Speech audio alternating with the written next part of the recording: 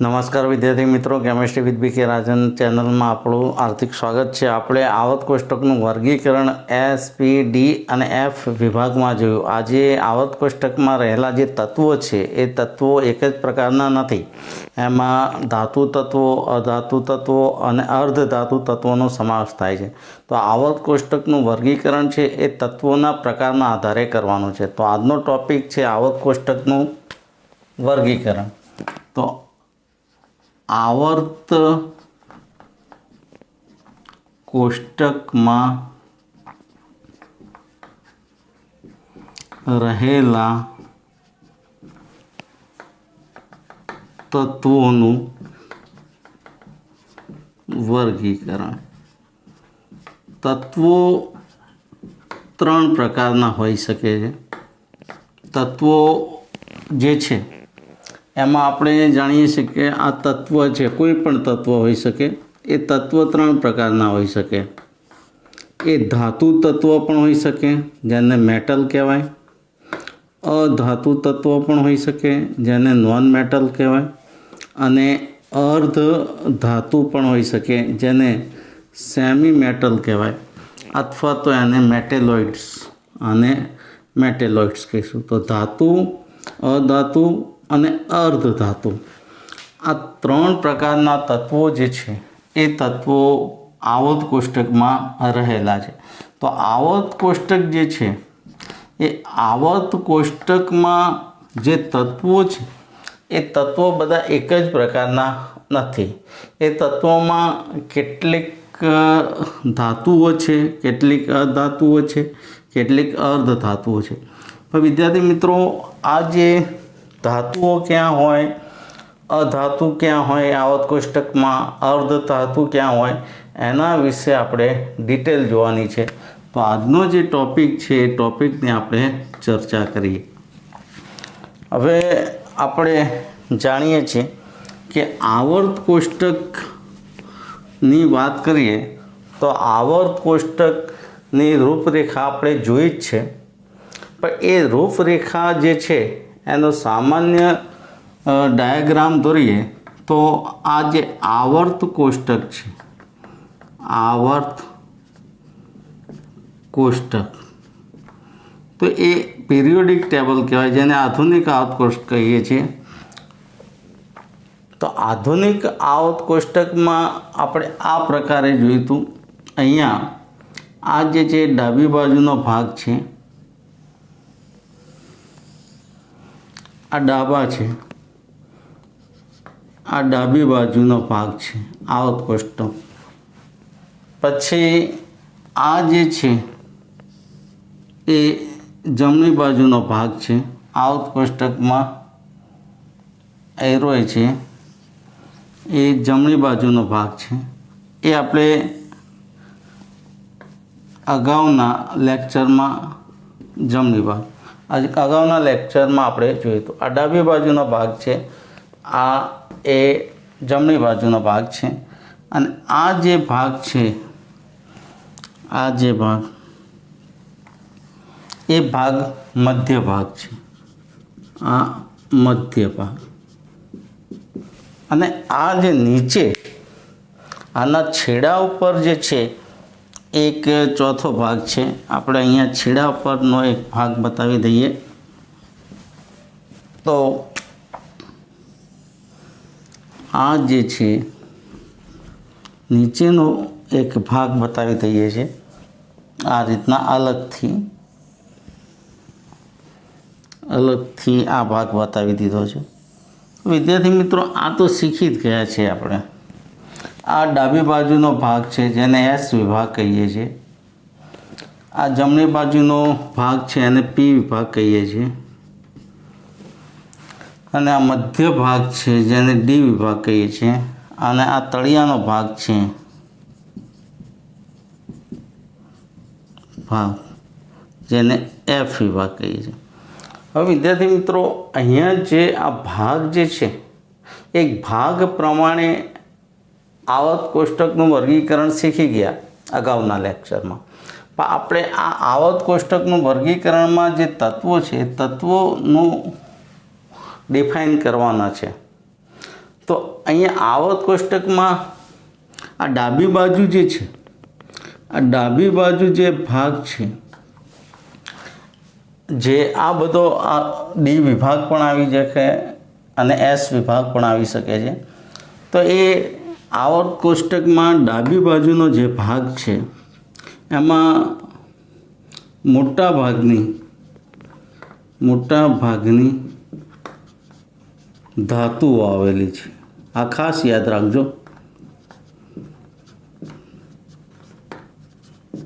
78% 78% આવર્ત કોષ્ટકમાં ડાબી બાજુ મોટા ભાગની ધાતુ આવેલી છે.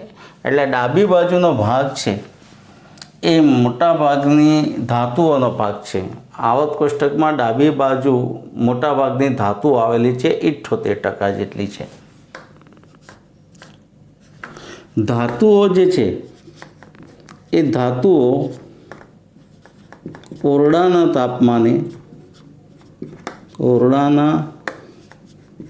તાપમાને ઘન હોય છે. ઓરડાના તાપમાને ઘન સ્વરૂપ ધરાવે છે. આમાં અપવાદ તરીકે પારો છે, પારો મર્ક્યુરી આ એ પ્રવાહી છે, આ યાદ રાખજો. અને ગેલિયમ 303 કેલ્વિન અને સીઝિયમ 302 કેલ્વિન આ જે છે એ નીચું તાપમાન ધરાવે છે, નીચું તાપમાન ધરાવે. બીજી વસ્તુ કે ધાતુઓ જે છે, ધાતુઓ સખત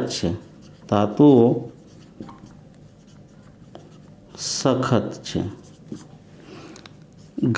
ધાતુના ગલનબિંદુ ઉત્કલનબિંદુ ઊંચા છે. ધાતુના ગલનબિંદુ ઉત્કલનબિંદુ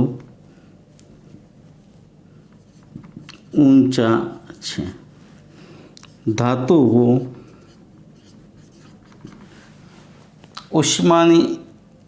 ઉષ્માની તથા વિદ્યુતની સુવાહક છે. ધાતુઓને ટીપીને પતરા કરી શકાય છે. ધાતુને ટીપી શકાય. ધાતુઓને ટીપી શકાય છે. પછી ધાતુઓ જે છે આ બધી ધાતુઓની જ વાત છે, કારણ કે ડાબી બાજુ બધી ધાતુઓ જ હોય છે. ધાતુને ટીપી શકાય છે. ધાતુ તણાવપણાનો ગુણ ધરાવે, ખેંચી શકાય છે.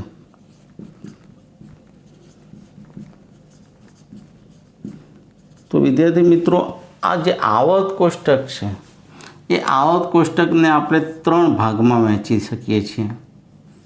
એક ધાતુ, પછી અધાતુ અને અર્ધ ધાતુ. તો આપણે ધાતુઓની વાત કરી તો આવર્ત કોષ્ટકમાં ડાબી બાજુના ભાગમાં જે વસ્તુ આવેલી છે એ બધી જ ધાતુઓ છે. એટલે આવર્ત કોષ્ટકમાં ડાબી બાજુમાં રહેલા તત્વો બધા ધાતુ તત્વો છે. 78% જેટલા ધાતુ તત્વો છે. ધાતુઓ ઓરડાના તાપમાને ઘન હોય છે. અપવાદ તરીકે પારો એ પ્રવાહી છે. ગેલિયમ અને સીઝિયમ છે એ નીચા ગલનબિંદુ ધરાવતું અથવા નીચું તાપમાન ધરાવે છે, જેમના ગલનબિંદુ નીચા છે. ધાતુઓ સખત છે. ધાતુના ગલનબિંદુ ઉત્કલનબિંદુ ઊંચા હોય, પણ ગેલિયમ અને સીઝિયમના અપવાદ રૂપે થોડાક નીચા છે. ધાતુઓ ઉષ્માની અને વિદ્યુતની સુવાહક હોય છે. એટલે ધાતુઓમાં વાસણો તડકામાં મૂકીએ તો ગરમ થઈ જાય છે. ધાતુઓના તાર જે છે અથવા કરંટ એમાંથી પસાર થઈ શકે છે, વિદ્યુતની સુવાહક છે. ધાતુને ટીપીને પતરા બનાવી શકાય, એટલે કે ધાતુ ટીપાઉપણાનો ગુણ ધરાવે છે. ધાતુને ખેંચીને એમાંથી તાર બનાવી શકાય છે, માટે એ પોતે તણાવપણાનો ગુણ ધરાવે છે. તો આ જે ધાતુઓ છે એ ધાતુઓની આપણે વાત કરી તો આવર્ત કોષ્ટકમાં ડાબી બાજુ રહેલા જે તત્વો છે એ તત્વો બધા ધાતુ તત્વો છે. વિદ્યાર્થી મિત્રો, અહીંયા થોડીક ચર્ચા એ કરીએ કે ધાતુઓમાં આવર્તમાં શું થાય છે અને ધાતુમાં સમૂહમાં શું થાય છે એ સમજવા જેવું છે. તો આપણે આવર્તની વાત કરીએ અને સમૂહની વાત કરીએ તો ધાતુમાં શું થાય છે એ અહીંયા લખી દઈએ. દાખલા તરીકે કોઈ પણ આવર્તમાં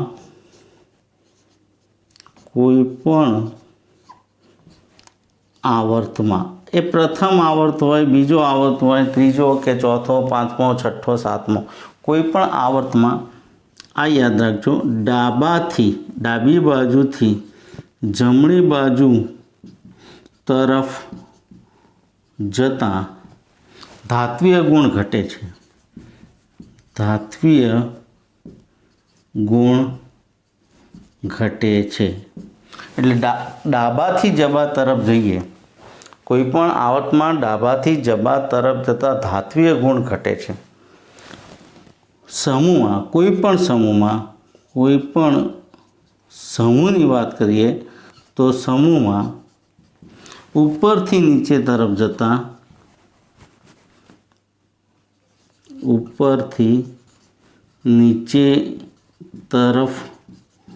જતાં ધાત્વિય ગુણ વધે છે. ધાત્વિય ગુણ વધે છે. વિદ્યાર્થી મિત્રો, આ ખાસ યાદ રાખવાનું છે કે અહીંયા બે વસ્તુ છે, આવર્તની વાત આવે અને સમૂહની વાત આવે.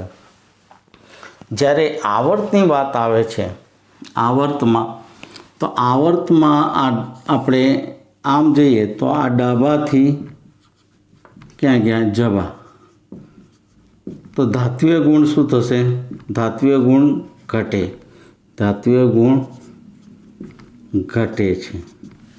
પણ સમૂહની વાત આવે તો સમૂહમાં આ ઉપરથી નીચે જઈએ છે, આ ઉપરથી નીચે, આ સમૂહ, આ જે છે ને એ આ જે લખ્યું છે એ આવર્ત થયું, આ ડાબાથી જબા એ આવર્ત થયું, આડી હરોળ. આ ઉપરથી નીચે તો આ સમૂહ છે, આ સમૂહની વાત થાય છે. તો ઉપરથી નીચે તરફ જઈએ એમ ધાત્વિય ગુણ શું થાય છે? ગુણ વધે છે. આ સમૂહની વાત આવે છે. તો કોઈ પણ સમૂહમાં હોય, ઉપરથી નીચે તરફ જઈએ એમ ધાત્વિય ગુણ વધે છે.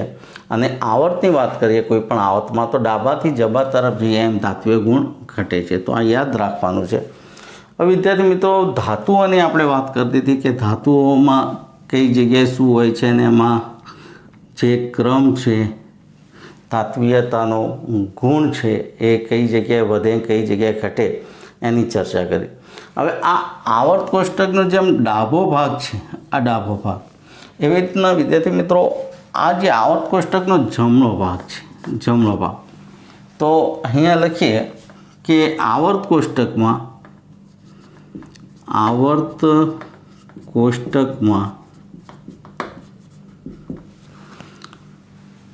જમણી બાજુ ઉપરની તરફ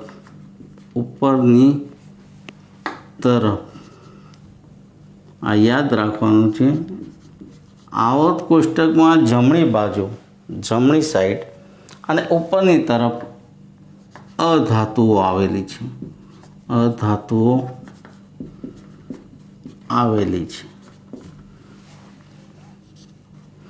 અધાતુઓ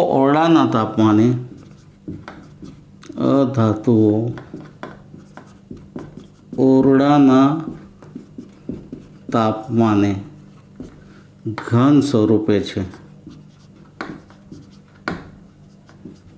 આમ તો ઘન સ્વરૂપે હોઈ શકે, વાયુ સ્વરૂપે પણ હોઈ શકે અધાતુઓમાં.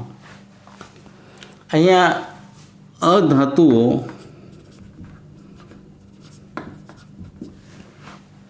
એ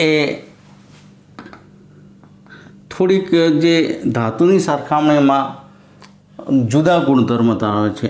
તો અધાતુઓ ઉષ્માની તથા વિદ્યુતની અવાહક છે.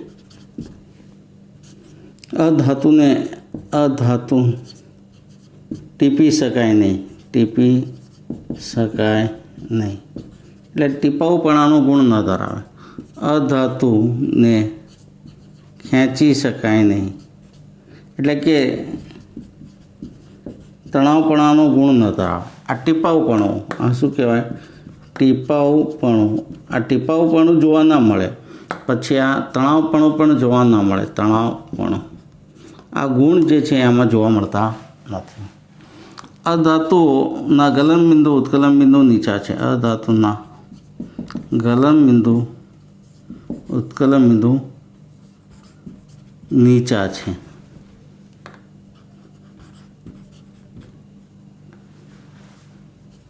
બીજી વસ્તુ કે આ જે છે ને એ થોડાક પોચા છે, પરંતુ કાર્બન જે છે અને બોરોન જે છે એ અપવાદ આવે છે. અધાતુમાં કાર્બન અને બોરોન અપવાદ છે. પછી એક આ પણ વસ્તુ સમજવા જેવી છે કે અધાતુઓ જે છે ને વિદ્યુતની અવાહક છે, પણ અપવાદ તરીકે ગ્રેફાઇટ જે છે, ગ્રેફાઇટ વિદ્યુતની સુવાહક છે. વિદ્યુતની સુવાહક છે. વિદ્યાર્થી મિત્રો, આવર્ત કોષ્ટકમાં જમણી બાજુ ઉપરની તરફ બધી અધાતુઓ આવેલી છે. અધાતુઓ ઓરડાના તાપમાને ઘન સ્વરૂપે, વાયુ સ્વરૂપે હોય છે. અધાતુઓ ઉષ્માની તથા વિદ્યુતની અવાહક છે, પરંતુ ગ્રેફાઇટ અધાતુ હોવા છતાં વિદ્યુતની સુવાહક છે. એ અપવાદ છે. આમ તો અવાહક જ હોય બધું, પરંતુ આ જે છે ગ્રેફાઇટ છે એ પોતે સુવાહક છે. અધાતુને ટીપી શકાય નહીં, એટલે ટીપાવપણાનો ગુણ ધરાવતું નથી. અધાતુને ખેંચી શકાય નહીં, એટલે કે તણાવપણાનો ગુણ ધરાવતું નથી. અધાતુના ગલનબિંદુ ઉત્કલનબિંદુ નીચા છે. અધાતુઓમાં કાર્બન અને બોરોન એ અપવાદ છે. તેથી મિત્રો, આની વાત કરીએ આપણે અધાતુની, તો અધાતુમાં પણ આવર્ત અને સમૂહની વાત કરીએ તો અહીંયા પણ આવી ઘટના જોવા મળે છે. શું જોવા મળે છે એ સમજીએ કે આવર્તમાં જે છે એ ડાબાથી જમા તરફ જઈએ છે એમ અધાત્વીય ગુણધર્મ વધે છે. આવર્તમાં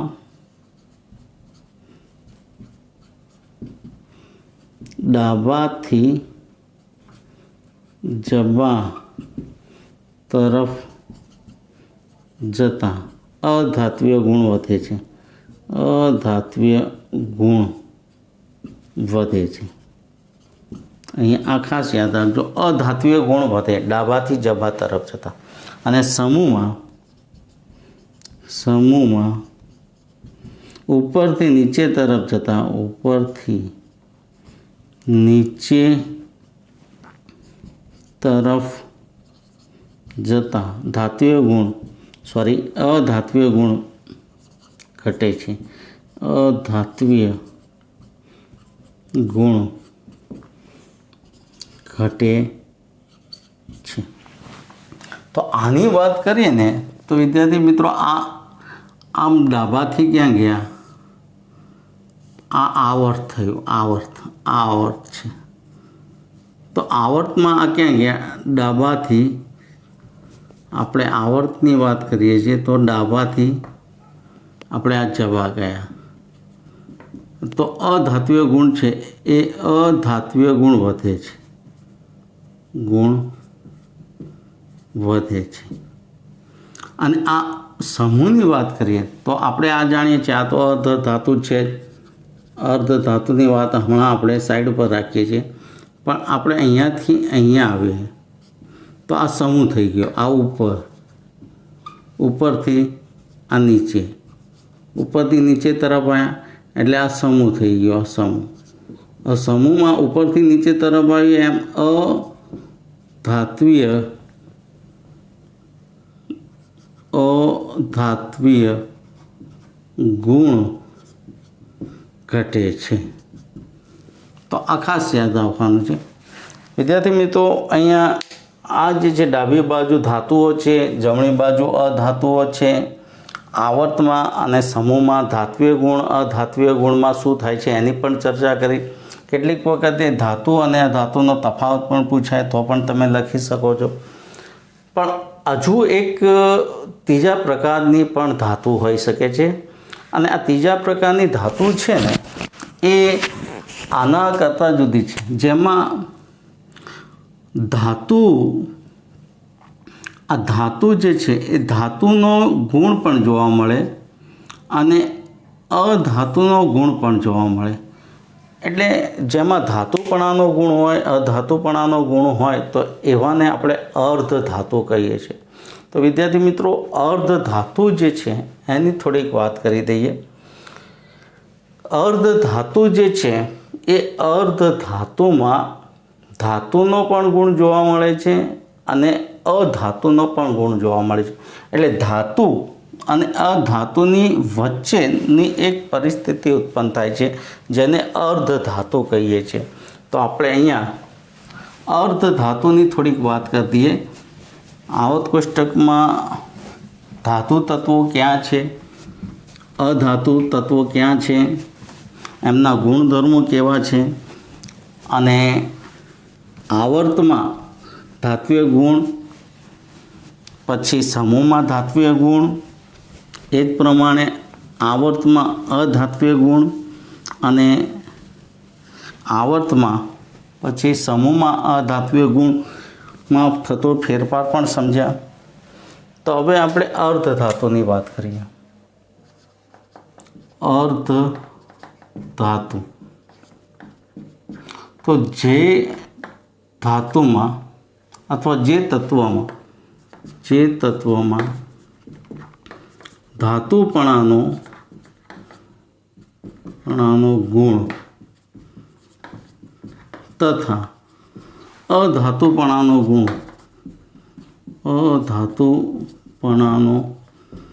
ગુણ જોવા મળતો હોય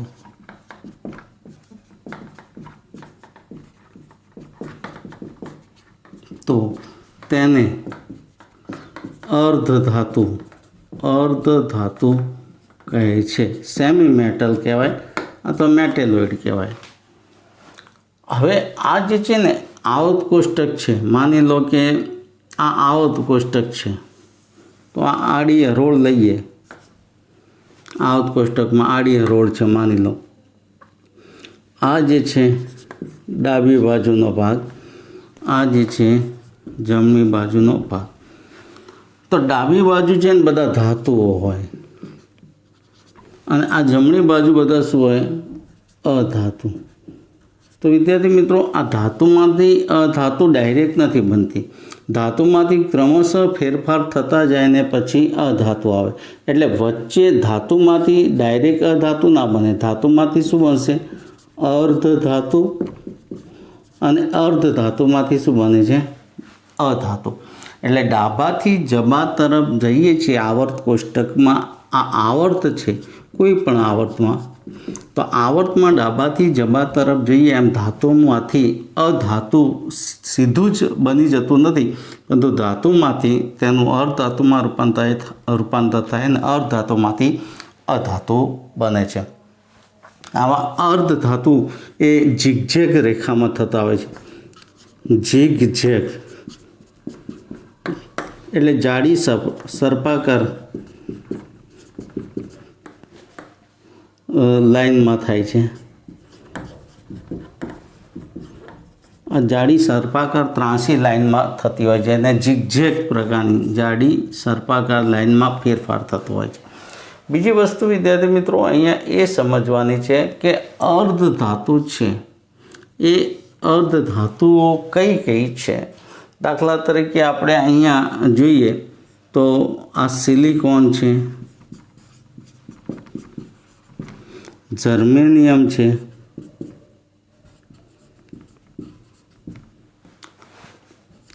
આર્સેનિક છે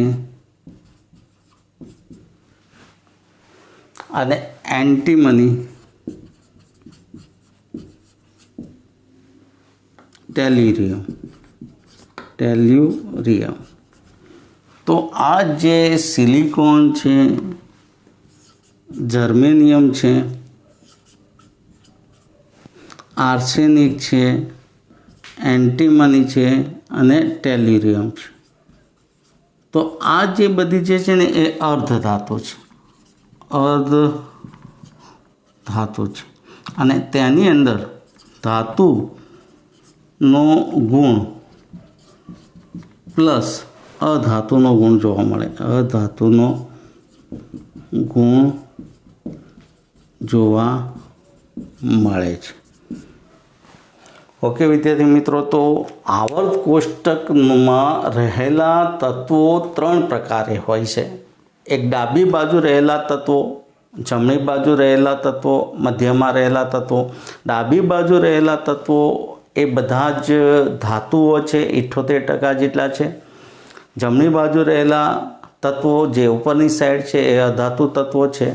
અને ધાતુ તત્વોમાંથી અધાતુ તત્વો બને છે ત્યારે વચ્ચે એક સેમી મેટલ એટલે અર્ધધાતુ તત્વ આવે છે, અને એ સિલિકોન, જર્મેનિયમ, આર્સેનિક, એન્ટીમની અને ટેલ્યુરિયમ છે. આ બધા અર્ધધાતુ તત્વો છે. તો આ રીતના આખું આપણે અર્ધધાતુ તત્વોને ઉપધાતુઓ તરીકે પણ ઓળખવામાં આવે છે.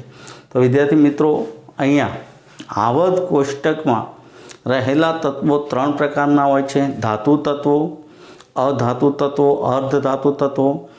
ધાતુ તત્વો આવર્ત કોષ્ટકમાં જમણી બાજુ હોય છે, 78% જેટલા હોય છે. ધાતુ તત્વો સખત છે, એના ગલનબિંદુ, ઉત્કલનબિંદુ ઊંચા છે.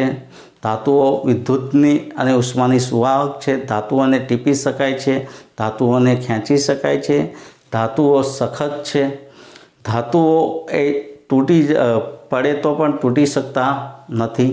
ધાતુઓ બધી વિદ્યુતની અને ઉષ્માની સુવાહક છે. આ ધાતુઓની સામાન્ય જે ભૌતિક ગુણધર્મોની વાત કરી છે. ધાતુઓમાં ધાત્વીય ગુણ છે, એ ધાત્વીય ગુણ આવર્તની વાત કરીએ તો આવર્તમાં ધાત્વીય ગુણની વાત કરીએ તો આપણે ડાબાથી જબા તરફ જઈએ એમ ધાત્વીય ગુણ છે એ ઘટતો જાય છે. સમૂહની વાત કરીએ તો ઉપરથી નીચે તરફ જઈએ એમ ધાત્વીય ગુણ વધતો જાય છે.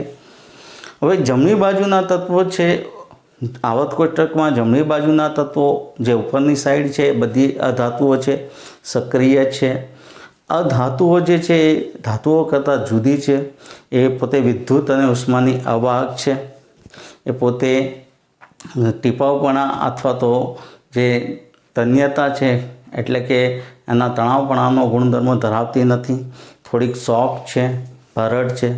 કાર્બન છે અને બોરોન છે એ અપવાદમાં આવે છે.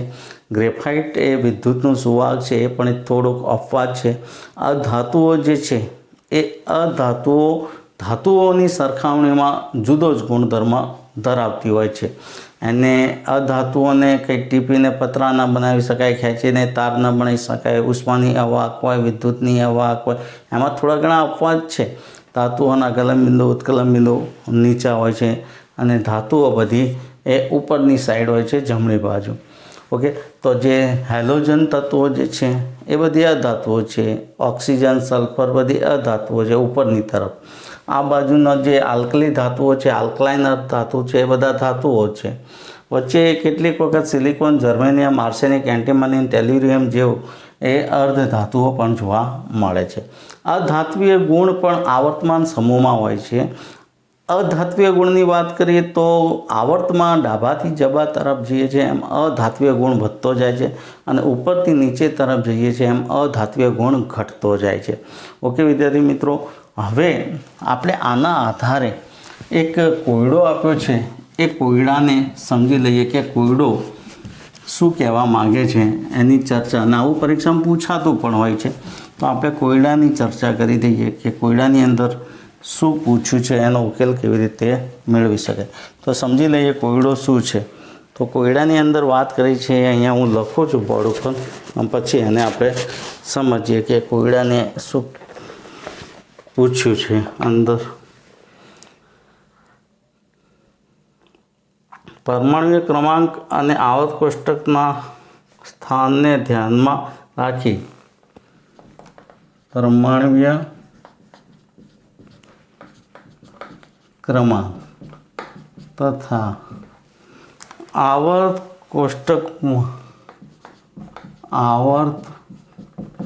કોષ્ટકમાં સ્થાનને ધ્યાનમાં રાખીને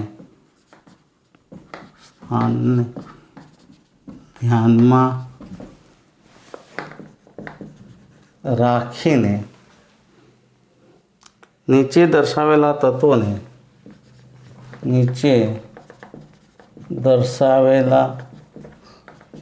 તત્વોને ધાત્વિય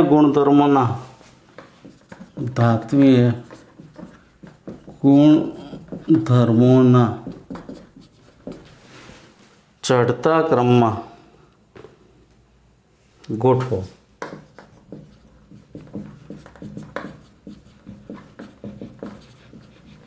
તત્વો આપ્યા છે સિલિકોન, બેરિલિયમ, મેગ્નેશિયમ, સોડિયમ અને ફોસ્ફરસ. ઓકે, સમજી લઈએ. હવે વિદ્યાર્થી મિત્રો, આ જે તત્વો આપેલા છે સિલિકોન, બેરિલિયમ, મેગ્નેશિયમ, સોડિયમ અને ફોસ્ફરસ, તો આ તત્વોને પરમાણુ ક્રમાંક લખી દઈએ, પછી એની ચર્ચા કરીએ. પહેલાં પરમાણુ ક્રમાંક સિલિકોનનો 14 છે, બેરિલિયમ 4 છે, મેગ્નેશિયમ 12, પરમાણુ ક્રમાંક 1 થી 30ના તમને આવડવા જ જોઈએ. સોડિયમ 11 અને ફોસ્ફરસ છે 15. હવે આવર્તની વાત કરીએ તો સળંગ આવશે, તો આપણે પહેલાં 11 વાળું સોડિયમ લઈએ. સોડિયમ 11, પછી 12 આવશે મેગ્નેશિયમ 12, મેગ્નેશિયમ પછી આ 11 12, પછી સિલિકોન 14 અને પછી ફોસ્ફરસ 15. ઓકે, તો આ જે છે એમાં આ આવર્તના તત્વો થયા. આવર્ત. હવે આ જે આવર્ત છે, તો આવર્તમાં ક્યાંથી ક્યાં જઈએ છીએ? તો ડાબાથી ક્યાં ગયા? જબા. આ ડાબાથી જબા ગયા. આપણે આવર્તમાં જોઈએ કે પહેલો આવર્ત, બીજો આવર્ત. પહેલો આવર્ત હાઇડ્રોજનથી હિલિયમ છે, બીજો આવર્ત એ લિથિયમથી સોડિયમ જઈએ છીએ, જે રીતના હાઇડ્રોજનથી હિલિયમ છે, પછી આ લિથિયમથી નિયોન છે, પછી આ સોડિયમથી આર્ગોન છે, કારણ કે હાલી સુપારુસિપ્રા અને હિનિયા ક્રિજેરે, તો આ જે છે 11થી આ 18 છે. તો આ જે છે ને એ આ પહેલો આવર્ત તત્વ, આ બીજો આવર્ત તત્વ, આ ત્રીજો, તો આ ત્રીજા આવર્તના તત્વો છે. આમ જોઈએ તો આ ત્રીજા આવર્તના. પણ ડાબાથી ક્યાં જઈએ છીએ? જબા. ડાબાથી જબા તરફ જઈએ એમ શું થાય છે? ધાત્વિય ગુણ ઘટે છે. ધાત્વિય ગુણ ઘટે છે એટલે આ બધી જમણી બાજુનું થયું, આ બધી ડાબી બાજુનું. તો આ ધાતુઓ થઈ, આ બધી અધાતુઓ થઈ. તો આમ જોઈએ ને તો પહેલાં ફોસ્ફરસ આવશે, ફોસ્ફરસ પછી સિલિકોન પછી મેગ્નેશિયમ પછી સોડિયમ. તો આ જે છે આમ જઈશું તો ઓલરેડી આ જે વસ્તુ છે એ ધાતુઓ જે છે એ આ ધાતુઓ વધારે છે, આ ઓછી. પછી આ સિલિકોન ને મેગ્નેશિયમ, આ સિલિકોન ને ફોસ્ફરસ છે, આ અધાતુ છે, આ અર્ધધાતુ છે, આ ધાતુ, પણ આનો ધાત્વિય ગુણ વધારે. હવે આ બેરિલિયમની વાત કરીએ તો બેરિલિયમ ને મેગ્નેશિયમ આવે, બેરિલિયમ અને મેગ્નેશિયમ આ બીજા સમૂહનું છે. આનો પરમાણુ ક્રમાંક 4, એમાં 8 ઉમેરીએ એટલે 12. તો આ સમૂહ થયો, બીજો સમૂહ. આ બીજો સમૂહ છે. હવે આ જે બીજો સમૂહ છે એમાં ઉપરથી ક્યાં ગયા? ઉપરથી નીચે, ઉપરથી નીચે, એટલે ધાત્વિક ગુણ શું થાય? વધે. ધાત્વિક ગુણ વધે છે. ધાત્વિક ગુણ વધે છે એટલે મેગ્નેશિયમનો ધાત્વિક ગુણ વધારે છે, એટલે બેરિલિયમ અહીંયા આવી જશે. એટલે અહીંયા phosphorus is less than silicon is less than beryllium is less than magnesium અને ઇઝ લેસ ધેન સોડિયમ. તો આ આપણે ચડતા ક્રમમાં ગોઠવ્યો છે. આમ ધીમે ધીમે ઘટતો જાય છે, આમ જઈએ તો વધતો જાય છે. વિદ્યાર્થી મિત્રો, તો આ જે છે એ આપણે ધાત્વીય ગુણ જે છે એ પરમાણુય ક્રમાંક અને આવત કોષ્ટકમાં એમનું સ્થાન ક્યાં છે, ડાબી બાજુ છે, જમણી બાજુ છે, ઉપર છે, નીચે છે, એ પ્રમાણે ચર્ચા કરી અને એ પ્રમાણે આપણે ગોઠવ્યું. હવે આવી રીતના કોઈ પણ બીજો કોયડો હોય તો એ કોયડાને પણ તમે સોલ્વ કરી શકો છો. અહીંયા આપણે જે લખ્યું છે એ પ્રમાણે આપણે આખું સોલ્યુશન કરી દીધું છે, એટલે આમાં કોઈ કચાશ નથી. હવે પણ આવા જે તત્વો હોય, નીચે આપેલા જે નીચે દર્શાવેલા તત્વો, તો આ જ તત્વો હોય એવું જરૂરી નથી, ગમે તે તત્વો હોઈ શકે. અને એ તત્વોને તમે આ કોન્સેપ્ટ પ્રમાણે યાદ રાખજો કે હંમેશા ધાત્વીય ગુણની વાત આવે તો આવર્તમાં ડાબાથી જબા તરફ જે એમ ધાત્વીય ગુણ ઘટે, અને સમૂહની વાત આવે અને ધાત્વીય ગુણ હોય તો ઉપરથી નીચે તરફ જતાં ધાત્વીય ગુણ વધે છે. જો અધાત્વીય ગુણની વાત કરીએ તો આવર્તમાં ડાબાથી જબા તરફ જઈએ તો અધાત્વીય ગુણ વધે, અને સમૂહમાં ઉપરથી નીચે તરફ જઈએ એમ પણ અધાત્વીય ગુણ વધે છે. તો આ કોન્સેપ્ટ ક્લિયર હોય તો તમે ધાતુના ચડતા ક્રમમાં કે ઉતરતા ક્રમમાં ગોઠવી શકો છો. ઓકે વિદ્યાર્થી મિત્રો, તો અહીંયા આપણે આવા જે પ્રશ્નો છે એ પ્રશ્નો ઇઝીલી સોલ્વ કરી શકીએ છીએ. આ જે સ્વાધ્યાય છે એ સ્વાધ્યાયની અંદર પણ કેટલાક પ્રશ્નો આપેલા છે અને એ પ્રશ્નો પણ તમે સોલ્વ કરી શકશો, એમાં કંઈ બે મત નથી. ધારો કે આની અંદર જે આપેલો છે 3.26, તો એમાં ધાતુ અને ધાતુનો તફાવત છે એ તમને આવડે. પછી 3.27 છે એ 3.27 જે 27મો પ્રશ્ન છે એ પણ તમને ફાવશે, કારણ કે આની આ જ વસ્તુ આપણે દર્શાવેલી છે. કોઈ પણ સ્વાધ્યાય જે છે એ સ્વાધ્યાયમાં એને રિલેટેડ જે છે એ રિલેટેડ પ્રશ્નોનો મહાવરો સતત કરવો પડે.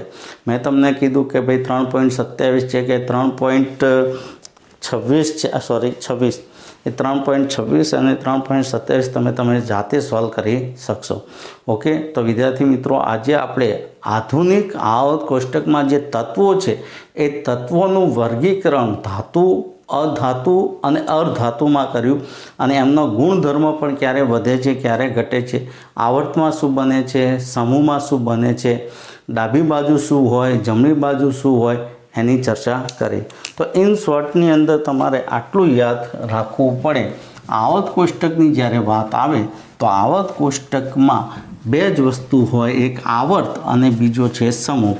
આવર્ત અને સમૂહની વાત આવે તો આડી હરોળ હોય એટલે આવર્ત કહેવાય, અને સમૂહ હોય એટલે ઊભો સ્તંભ હોય. તો આપણે ઇન શોર્ટમાં આટલી વસ્તુને જોઈ લઈએ જે કાયમ માટે તમારે યાદ રાખવાની છે. આવર્ત કોષ્ટક ખરીને આવર્ત કોષ્ટક, તો આની અંદર તત્વો હોય, તત્વોની ગોઠવણી જ હોય. આવર્ત કોષ્ટકમાં તત્વોની ગોઠવણી, પણ તત્વોની ગોઠવણી ગમે તેમ ના હોય, સિદ્ધાંતપૂર્વક હોય. એમાં શું હોય છે કે આવી આ જે છે આ જે વસ્તુ આપેલી છે, આ જે વસ્તુ આપેલી છે, તો આને શું કહીશું? આડી હરોળ. આ જે છે આડી હરોળ છે, આડી હરોળ. અને આ આડી હરોળને શું કહીશું? આવર્ત. આવર્ત કહીએ છીએ. અને આ ક્યાંથી ક્યાં જાય છે? તો ડાબાથી ક્યાં જાય છે? જબા. આ એક વસ્તુ યાદ રાખજો. બીજી વસ્તુ, અહીંયા આવી ઊભા સ્તંભ હોય છે. અહીંયા માની લો કે મેં અહીંયા આવી રીતના લખ્યું, તો આ જે કર્યું છે આવા 18 સમૂહ હોય છે. આ 18 સમૂહ આપણે અહીંયા એરો દ્વારા બતાવીએ છીએ. આ જે છે આ શું બતાવ્યો છે? સમૂહ. હવે આ સમૂહમાં ક્યાંથી ક્યાં જવાનું છે? તો આ ઉપરથી નીચે, ઉપરથી નીચે. હવે જ્યારે ધાત્વિય ગુણની વાત કરીએ, ધાત્વિય ગુણ, તો ધાત્વિય ગુણની વાત કરીએ તો ધાત્વિય ગુણ અહીંયા ડાબાથી જબા તરફ જઈએ, ડાબાથી જબા તરફ. આમ ધાત્વિય ગુણ શું થાય છે? ધાત્વિય ગુણ ઘટે છે, ઘટે. અને આ સમૂહની વાત આવે તો અહીંયા ધાત્વિય ગુણ ઉપરથી નીચે તરફ જતા, ઉપરથી નીચે તરફ જતા વધે છે. તો આ ધાત્વિય ગુણની વાત થઈ. હવે અહીંયા અધાત્વિય ગુણની વાત કરીએ તો વિદ્યાર્થી મિત્રો અહીંયા આ જે બીજું છે, જેમ ધાત્વિય ગુણ છે, આ જે ધાત્વિય ગુણ લખ્યો છે આપણે, આ ધાત્વિય ગુણ, એવી રીતના અહીંયા આ જે છે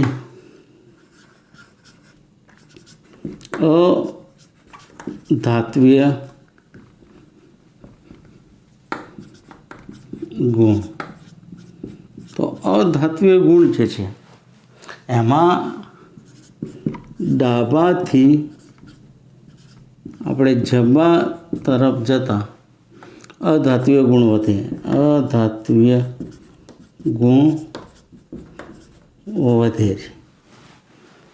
અને અહીંયા સમૂહમાં, આ સમૂહની વાત કરીએ તો ઉપરથી નીચે તરફ,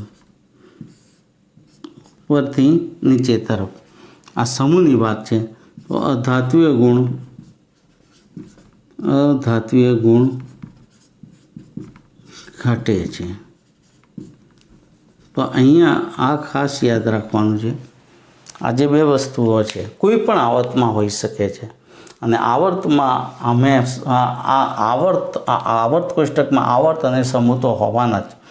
બીજી વસ્તુ કે આ ધાતુઓ છે એ ધાતુઓ બધી જમણી બાજુ હોય. અહીંયા આપણે જોઈએ ધાતુ ક્યાં હશે? ધાતુ બધી જમણી બાજુ હોય. અને અધાતુ છે,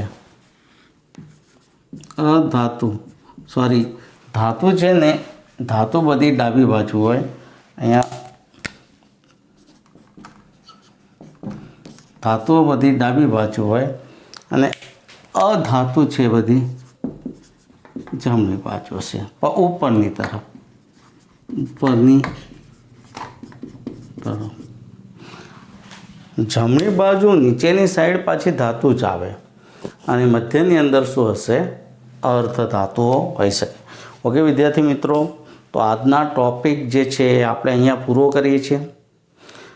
જે વિદ્યાર્થીઓ નવા છે, જેમને સતત મારા વિડીયો જોવા છે, મારા વિડીયો પસંદ પડતા હોય તો મારી ચેનલ કેમેસ્ટ્રી વિથ બીકે રાજનને લાઇક, શેર અને સબસ્ક્રાઈબ કરી દેશો. મારી ચેનલને સબસ્ક્રાઈબ કરશો, બેલ આઇકોન ઉપર તમે ટિક માર્ક કરી દેશો તો નવા અપડેટ થયેલા વિડીયો તમને સતત જોવા મળશે. આજે આપણે આવર્ત કોષ્ટકમાં તત્વોનું વર્ગીકરણ ધાતુ, અધાતુ અને અધાતુઓમાં કેવી રીતે થાય છે એ સમજાવ્યું. હવે પછીના લેક્ચરમાં આપણે નેક્સ્ટ ટૉપિકની ચર્ચા કરીશું. પણ જે વિડીયો ચાલ્યા છે એ વિડીયોનું સતત તમે જોવાનું રાખી અને હોમવર્ક કરતા રહેશો. ફક્ત ભણાવવાથી આવડી જતું નથી, તમારી જાતે પણ થોડુંક તૈયાર કરવું પડે. એટલે મારા વિડીયો છે એ વિડીયો સતત જોતા રહેશો. કોન્સેપ્ટ ક્લિયર ન હોય તો કોમેન્ટ બોક્સમાં કોમેન્ટ મૂકશો તો આપણે એનું સોલ્યુશન આપીશું. તો ઓકે વિદ્યાર્થી મિત્રો, તમને ખાસ રિક્વેસ્ટ કરું છું, મારી ચેનલ કેમિસ્ટ્રી વિથ બીકે રાજનને લાઇક, શેર અને સબસ્ક્રાઈબ કરવાનું ભૂલતા નહીં. નવા ટૉપિકની ચર્ચા આપણે આવતા લેક્ચરમાં કરીશું. Okay, thank you.